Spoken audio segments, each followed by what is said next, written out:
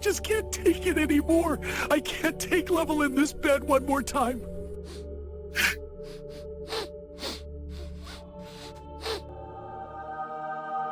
Who are you? I am your FlashForge guardian angel, here to help you. Oh my God, am I dead right now? No, my son.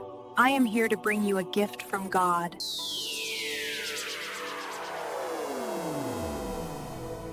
It's got auto bed leveling and you can print up to 4 colors at the same time and... Oh, just wow. Can we go get it set up right now? I was kind of thinking we could go get a beer right now and set it up later. I didn't know angels drink alcohol. You silly.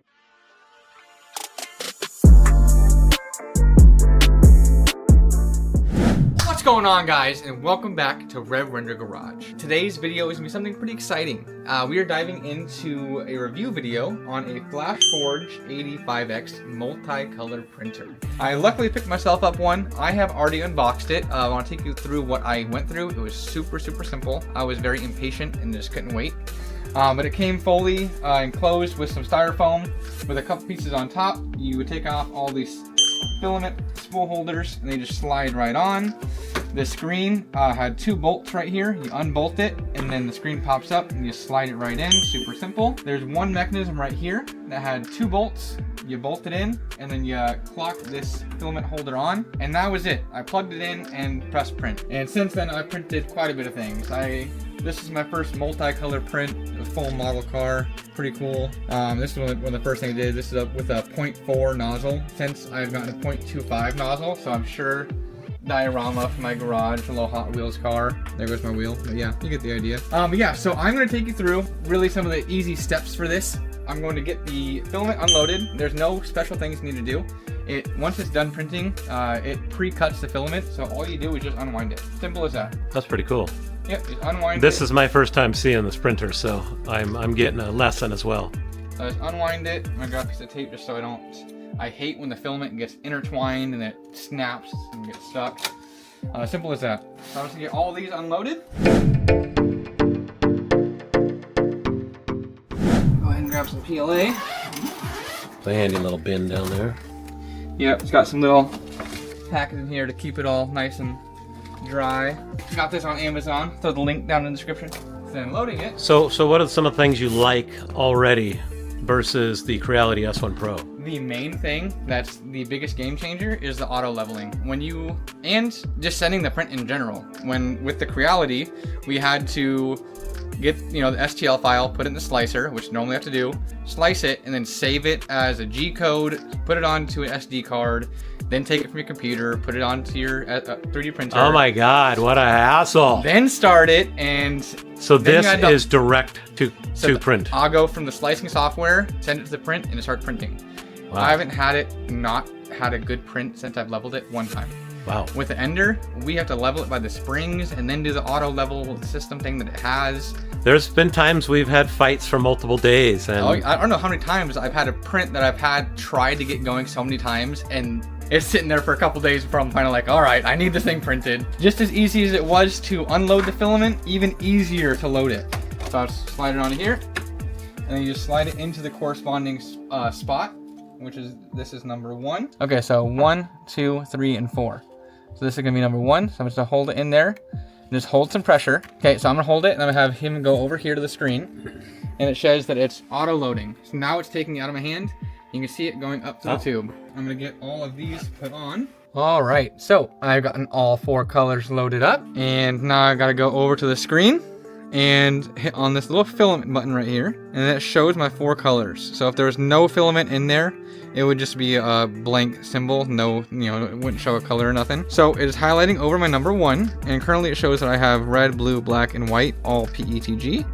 But I'm gonna go ahead and edit that, change my filament type to PLA, and my color, this is a lighter blue, so I'm gonna go light blue, and hit OK. And now that is done, I'm gonna go ahead and change all the rest of these over to PLA in the correct color, and that will be done. Then I can go over to settings, info, right here. So right here, I've been using a 0.25 nozzle.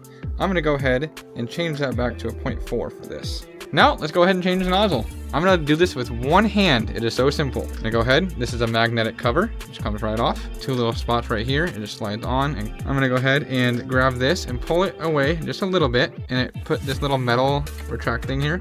That's how it flushes the filament and kicks it out the back. That gets in the way of this rubber boot. Let me get you in here real fast. I'm gonna go ahead and grab the rubber boot, pull it off. And then two very simple things. One, this clip right here, boink, comes off. And then this thing is magnetic and it folds over. And then your nozzle, boop, comes right out. So go ahead and drop that in my used nozzle. Grab my, it is used, but it's my 0.4. And then when you're putting it back in, just make sure the groove is on the outside for this little metal clip to hold on to. Go ahead, slide it up in here, and then it's right in between those two magnets. Close that, and that'll hold that in place, and clip that shut. Now it's shut. Now go ahead, grab my rubber boot, slide the bottom on first, and push it into place. Make sure that the nozzle is showing out the bottom. Go ahead and push it back. So this is the little metal tray right there. I'm talking about get it out the way when you pull it, push it. Push it back and do how it's supposed to be. Grab my cover on the top and slide it. Boom! Super simple. I'm not sure how the nozzle change goes for other printers, but as far as the Creality S1 Pro, I had to grab a little socket. I think it's an 8mm or 6mm socket.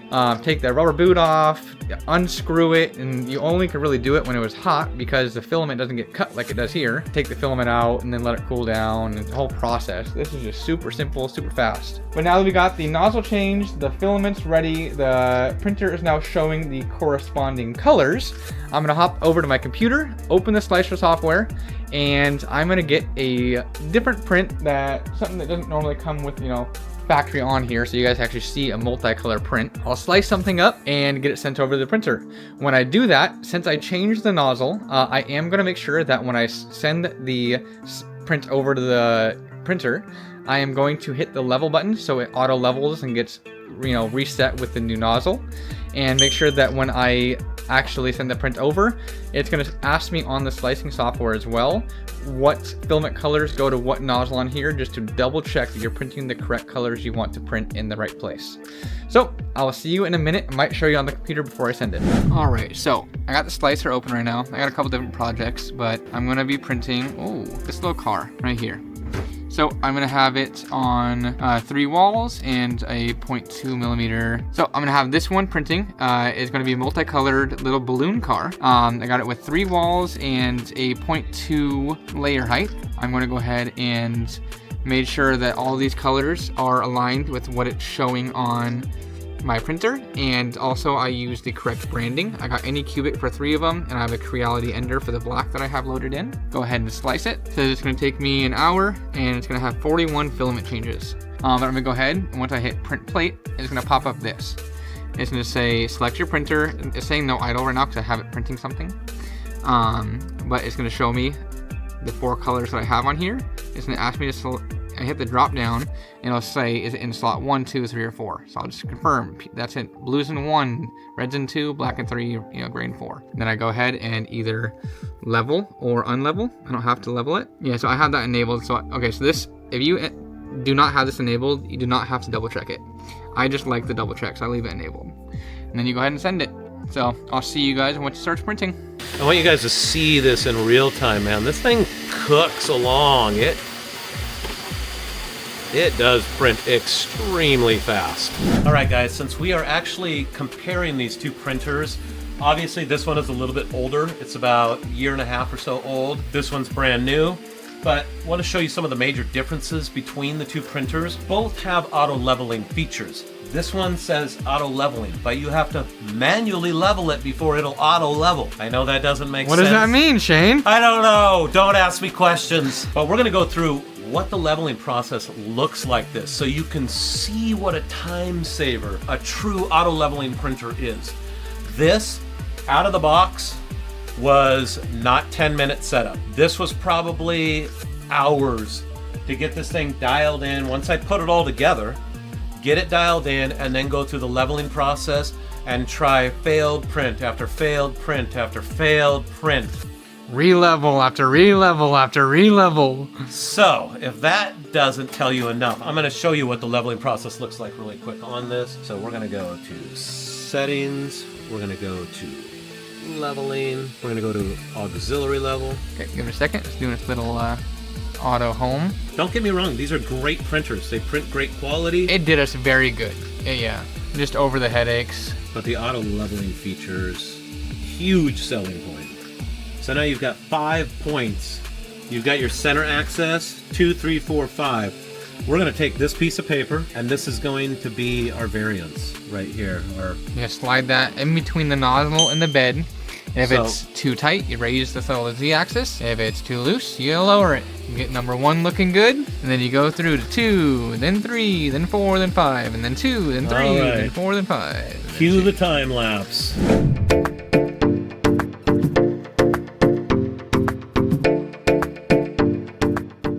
That was the auxiliary leveling, the manual leveling right there.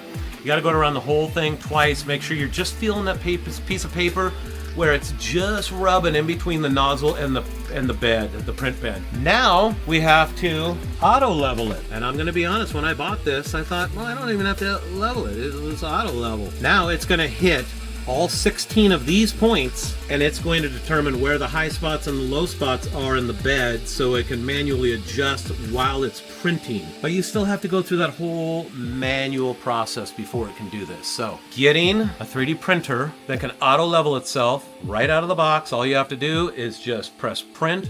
It's pretty freaking handy. That's why I got it.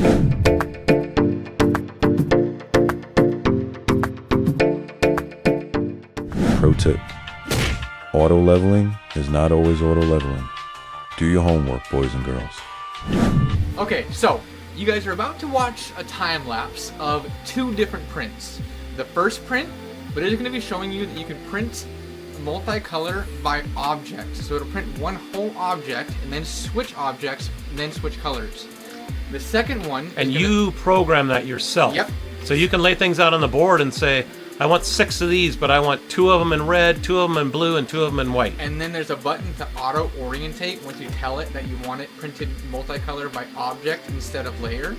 And it'll orientate to make sure that there's no interference with the already made object that's been printed. And if it doesn't have enough room, it'll let you know that as well. The second one is going to be by layer. So this one was a single color print that I downloaded, and I painted it myself. I messed up and I forgot and realized. By painting, you mean you're telling it which layers to do which colors. Yep, so in the slicing software, there's like a little painting tab, and I just created 4 different layers and then filled in the paint colors, you know, per what I had inputted into the slicing software. And once I did that, I didn't realize that the inside was a completely different layer. So I didn't paint the inside of the little cylinder, so filament changed like 100 damn times, making the inside red when it didn't need to be.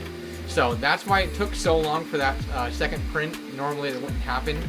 But yeah, enjoy these time lapses, and we'll user error.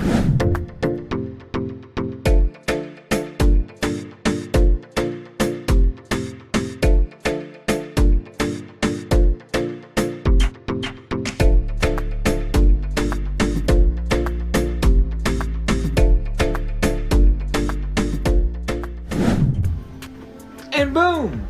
Just like that, we have printed ourselves a multicolored balloon-powered car. And I even messed up and accidentally didn't paint the inside cylinder, so it did probably 100 extra filament changes that it did not need to do. And it came out amazing. There's no layer lines between the color changes. It's super smooth. I'm happy with it. It seems to roll super smooth and perfect. See you later. Don't need you where we're going. So I am super happy with that. And since I printed that, I have went on a printing frenzy. I have gotten the enclosure fully printed and put together. I found someone that made some little like props for the top lid when you're printing in PLA and PETG to help with the stringing, and it seems to help a lot. I also have printed out some number caps for the filament spools. I've printed out a stylus for the screen just to make it easier. It's super simple. sometimes it doesn't register your finger, you have to tap it super hard. So I've seen that, I was like, yeah, why not? Yeah, I've also printed out a barrage of items that do not involve the printer, like these multi-board tiles, and I printed these out to compare them to the S1 Pro, as these were a main thing that we printed out with those printers in our multi-boards. If you guys seen those videos, if you haven't, check them out. But these would take at least like 4 hours or so, or just under 4 hours on the S1 Pro, and on these it's taken me 2 hours and 40 minutes. And it's been amazing. Not only is it taking well over an hour less time to print, it's also not giving me any issues. They're printing first try every time. With the S1 Pro, I would spend a while getting it leveled and finally getting that first layer looking somewhat okay to where it might live. Do that print, and then even after I get that print done and I take it off the bed and start the exact same print, half the time I have to re-level the board or mess with it some way or lower the Z-axis or some kind of tuning or leveling process to make it tedious and make me not want to print. With this, I've become somewhat addicted because every print has come out amazing and it's not giving me any issues. Besides that, it also has a camera that I bought on Amazon. It's like $39 and I can watch it from my app. I'll show you guys a clip here and show you guys what the app entails and how awesome that is. Okay, so hopping over to the phone, you can see I have my Flash Maker app downloaded. I'll go ahead and open that up, and then the first thing that pops up is my devices. If I had multiple printers, it'd show multiple here. But you can see my AD5X shows it is printing. It is 25.1% done. And if I hit up in the top right here, you see like a notification bell. It's 4. It just shows all my successful prints. I'm currently printing out a model car, so you can see it printed out successfully and a little picture of what you printed. And then you can also go and obviously add printer if you needed to. So since I'm screen recording, you can see I am printing currently.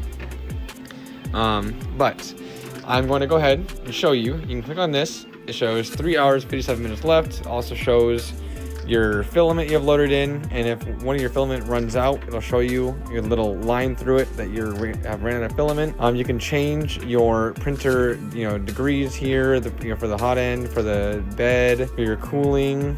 Turn your light on and off if you had a light for it. I can see a little light symbol turning on and off right there. And a couple other things you can look at here. It's on layer 109 of 980. And then I can also go ahead and, because I have added the camera, I'll click play, and a little live feed will come up showing what it's looking like. Make sure it's not stringing. If I see anything really bad happening, I can go ahead and stop it. And it's not super delayed. I'm gonna go ahead right now and show you. I'm gonna put my finger in front of the camera right now.